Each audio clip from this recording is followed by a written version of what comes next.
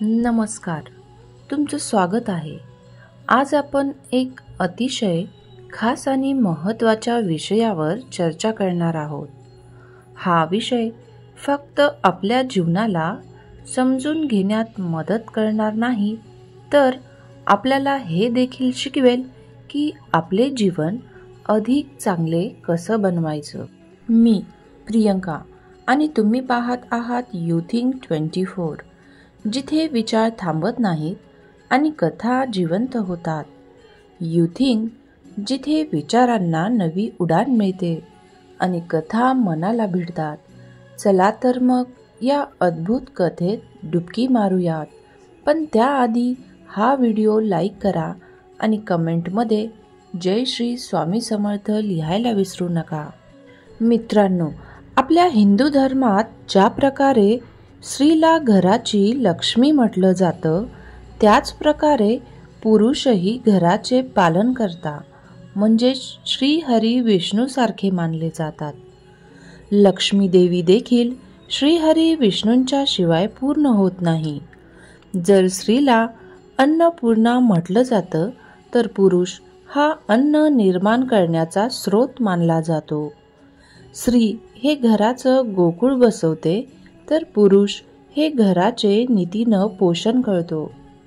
समुद्रशास्त्रामध्ये अनेक गोष्टींचा उल्लेख आहे, ज्यातून कळतं की आपल्या शरीराचे काही विशिष्ट लक्षण आपल्या नशिबाची दिशा दाखवतात. जेव्हा एखादा व्यक्ती भाग्यवान असतो, तेव्हा त्याच्या व्यक्तिमत्वात एक विशेष तेज असते, जे त्याला इतरांपेक्षा वेगळं ठरवते. भविष्य पुराणात देखील असे नमूद केले आहे की एखाद्या व्यक्तीच्या शारीरिक ठेवणीवरून आणि त्याच्या वागणुकीवरून त्याचं नशीब कसं असेल हे कळू शकतं. स्वतः ब्रह्मदेवांनी देखील हे सांगितलं आहे की पुरुषांच्या शरीर रचनेवरून त्यांच्या भाग्याबद्दल अनेक गोष्टी समजतात. चला तर मग या व्हिडिओमध्ये आपण समुद्रशास्त्रानुसार किंवा गरुडशास्त्रानुसार पुरुषांच्या अशा काही लक्षणांविषयी जाणून घेऊ, ज्यावरून कळतं की ते भाग्यशाली आहेत की नाही. परंतु त्याआधी तुम्ही माझ्या चॅनलला सबस्क्राईब केले नसेल तर लगेच सबस्क्राईब करा, जेणेकरून तुम्हाला असेच आध्यात्मिक ज्ञानाचे व्हिडिओ पाहायला मिळतील. आणि या व्हिडिओला लाईक करायला विसरू नका. पहिलं लक्षण, माथ्याची रुंदी.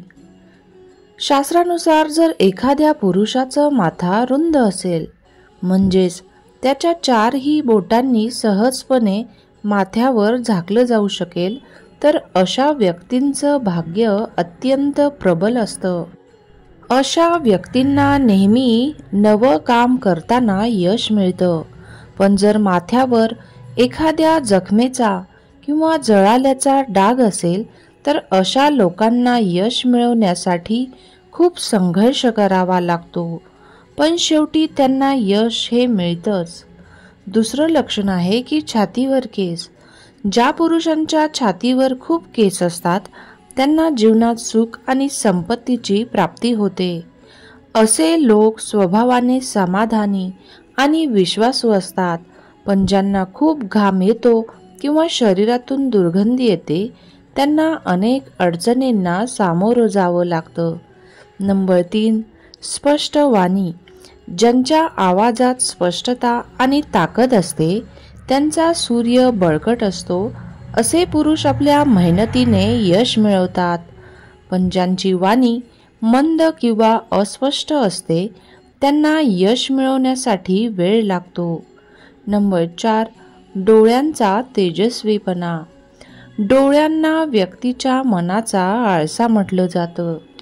ज्यांच्या डोळ्यात तेज, सुंदरपणा आणि कोणताही काळपटपणा नसतो, अशा पुरुषांवर भगवान विष्णूंची विशेष कृपा असते.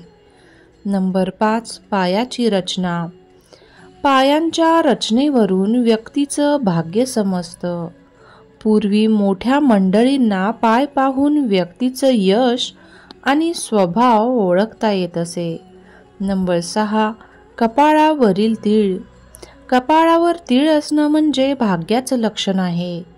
शास्त्रानुसार कपाळाच्या मध्यभागी असलेला तीळ सिद्धी, ऐश्वर्य आणि भाग्याचं प्रतीक मानला जातो. अशा पुरुषांना जीवनात धन, यश आणि सन्मान मिळतो. नंबर 7, स्वभावातील साधेपणा. जो पुरुष स्त्रियांचा आदर करतो, अहंकार ठेवत नाही आणि सदैव सकारात्मक राहतो, त्यांच्यावर सूर्यदेव आणि शनिदेवाची कृपा असते. 8, नाकाची रचना. ज्या पुरुषाचे नाक सरळ आणि सुटसुटीत आणि टोकदार असते, त्यांना आयुष्यात खूप मोठे यश मिळते. असे पुरुष कधीही अडथळ्यांना घाबरत नाहीत आणि स्वतःच्या कर्तृत्वाने यशाचे शिखर गाठतात. 9, कानांचा आकार. शास्त्रानुसार ज्या पुरुषांचे कान गोलसर, मोठे आणि व्यवस्थित असतात, त्यांच्यावर गुरुग्रहाची विशेष कृपा असते. असे पुरुष ज्ञानवान, शहाणे आणि आदरणीय असतात. त्यांना जीवनात धन, यश आणि प्रतिष्ठा सहज मिळते. 10, तळ हातावरचे चिन्ह. तळ हातावर जर शंख, चक्र किंवा कमळासारखी चिन्हे दिसत असतील तर ते व्यक्तीच्या भाग्यवान असल्याचे लक्षण मानले जाते. असे पुरुष कुठल्याही मोठ्या संधीला साधतात आणि त्यांच्या कष्टाचे फळ त्यांना मोठ्या प्रमाणात मिळते. आपल्या आयुष्यात या लक्षणांचं खूप महत्त्व आहे. जर तुम्हाला हा व्हिडिओ आवडला असेल तर आमच्या चॅनलला नक्की सबस्क्राईब करा आणि कमेंटमध्ये सांगा की तुमच्या अंगावर यापैकी कोणते लक्षणं दिसून येतात. आणि कमेंट बॉक्समध्ये जय श्री स्वामी समर्थ लिहायला विसरू नका. आपली काळजी घ्या, सतर्क राहा, जागरूक राहा. धन्यवाद.